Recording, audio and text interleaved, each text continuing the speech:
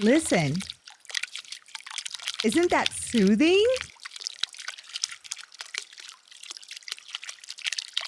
If you want to learn how to make your own soothing water feature, stay tuned because that's what I'm going to show you how to do in today's video. It all just goes away. The things I plan to say, oh baby.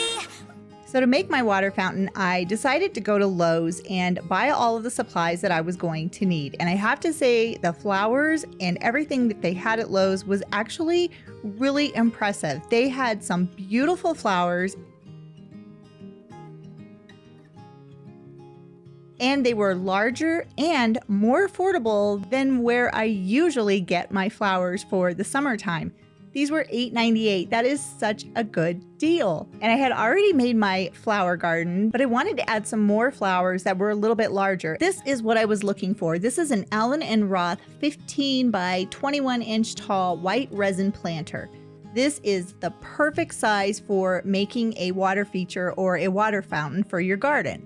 And the best part was it was really affordable. As you can see, this is a pretty tall planter. You can use it inside or outside, but I'm going to be using it for a water feature. So the first thing I needed to do was cut a hole into the bottom of the planter. So I used a spade drill bit to kind of chisel out a little bit of the bottom of the planter.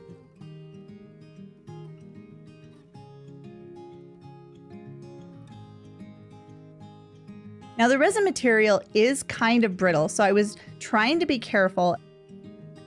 And once I had the hole started, I did use a serrated knife to make an opening on the bottom that would be large enough for me to put the solar fountain into this planter.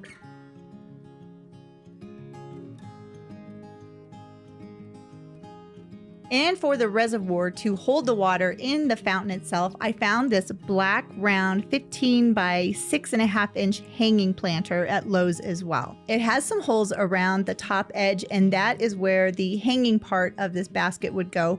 So I filled in the holes with some Gorilla Glue silicone caulking. The silicone caulking is waterproof and it will make it so that the water will stay in the water reservoir part of my fountain.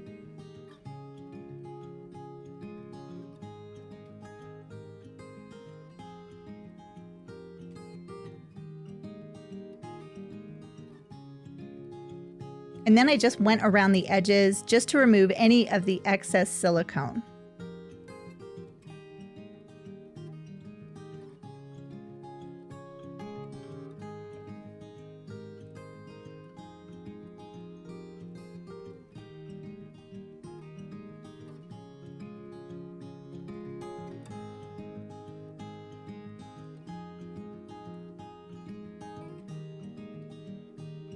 Now, once I had all of the holes filled up, I had a glass mug that I got from the Dollar Tree, and I put some silicone around that top rim, the edge of it, because I'm going to put that into the black planter so I can elevate my fountain.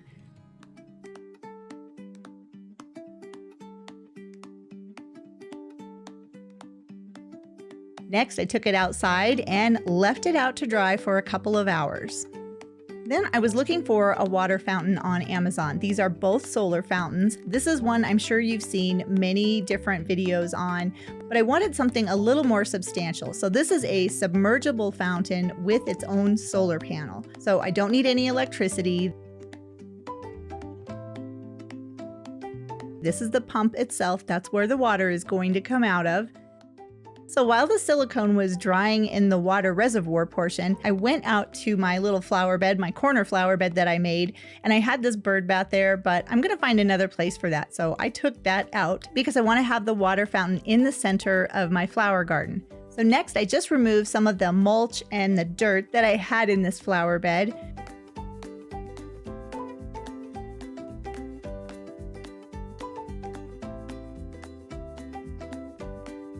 Next, I took 2 large concrete blocks and I made sure that they were level because I don't want my water feature to be tilted to one side or the other. So I just moved the dirt around until the concrete blocks were level.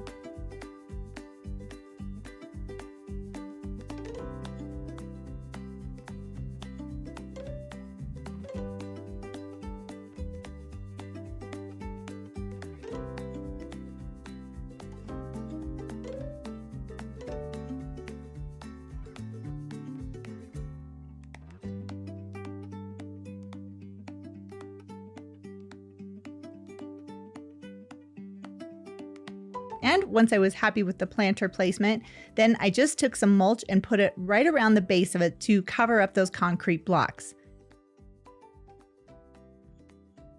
Next, I took the solar fountain and I inserted it into the bottom of the planter along with a lot of that extra cord.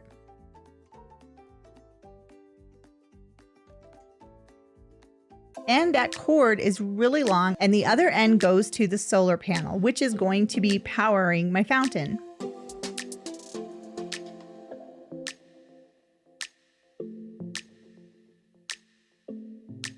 Now this resin planter is really light and it's always windy at my house and I don't want it to blow away. So I took some bricks and I put those into the bottom of the planter. This will give it extra weight so the wind won't knock over my water feature.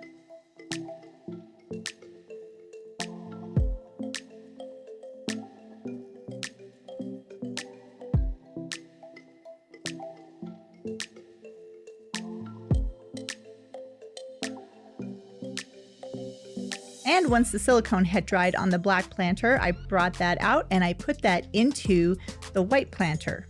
And then I just kind of pushed it down into the center. This is like the perfect size for this. And then I set my solar panel up so that it's going to be getting the most light.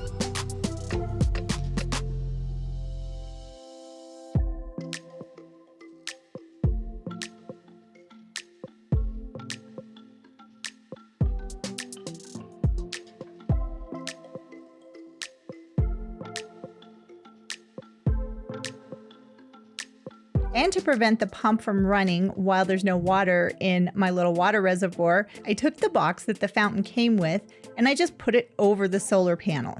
And next I brought out all of the new plants that I got from Lowe's. I love these. They're so much larger than what I got at Home Depot. And I just planted all of them into my garden bed. Now this garden bed is a no-dig garden bed, which I'm digging into it now, but the base of it has cardboard underneath it. And I needed to cut through that cardboard in order to plant these flowers.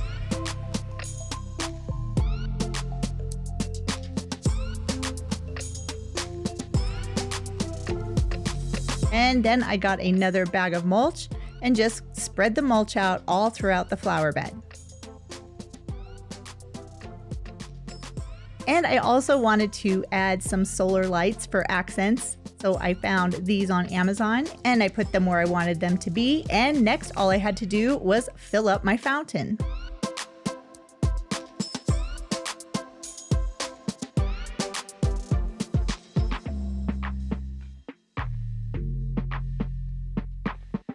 Then I uncovered the solar panel and then I played around with the different nozzles that were included in this fountain. I wasn't quite sure which one I wanted to use, and some of the nozzles threw the water out of the fountain pretty far. And in the end, I decided I wanted something simple, but so I can hear the water running, and this was the nozzle I chose. I think the sound of water is so soothing, and the water feature was such an easy project, and it really makes a very unique centerpiece to my flower bed. This was such an easy project. I was able to do this in an afternoon, and I am so happy with how it turned out. Well, that is it for today's video. If you like this video, go ahead and click that subscribe button and then click the bell notification. That way you'll be alerted every time I have a new video coming out.